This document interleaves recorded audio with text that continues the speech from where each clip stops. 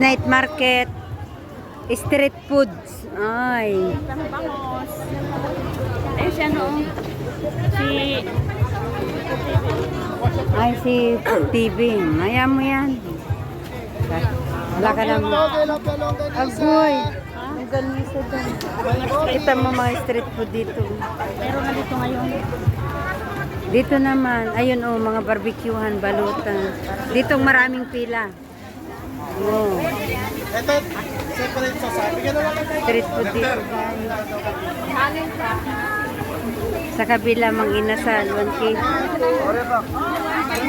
1 kg mang lakay. Inihaw na bang... Ano yan? 1 kg. 1 kg nga yan, no? Laki Ang laki kagaya ko. Sa pangos. 2 kg yan lang ga. Kita mo naman yung 1 kg nilang kalaki oh. Ilan na yan? Marinated mo ka. Walang kain. Wala kami. Street food. Patingnan yung order ha. Kanina to. Ito ang street food. Isang ha. Buko salad. Kay sir yan at saka ito sir. Bake na yan. Mga pagkain sa gabi. Saan ito? Sa Salmia also. Ganyan ang mga Pinoy guys. Hindi sila naanuhan mga paninda nila gabi-gabi yan. Dinudumog lang mga OFW. Yan o. May buko pandan, buko salad. Iba't ibang mga pagkain. Parang parang sa Pilipinas din ang night market na yan. Ang ganda guys ng ang daming mga tao.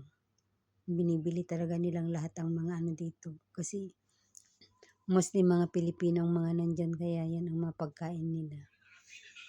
Dami namin mga pagkain dyan na makukuha, mabibili, iba-iba. Kaya yan ang mga inihaw. Ang sarap.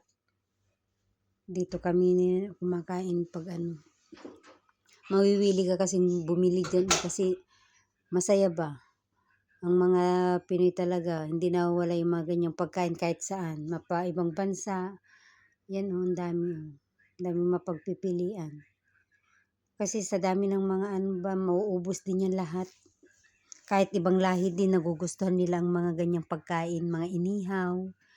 Ayan, kung ano ang mga pagkain din sa Pinas, meron din dito yan, mga ulo ng manok, paa, barbecue, bituka, lahat-lahat. Yan ang mga paninda nila dito. Dito ako nag-order. Yan, mga barbecue.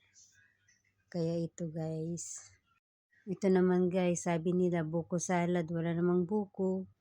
Hindi mong buko, pero parang buko instead lang ginawa pa nila sa gelatin. Ginayat-gayat din ng yan o. Pero masarap siya guys, ang lasa niya.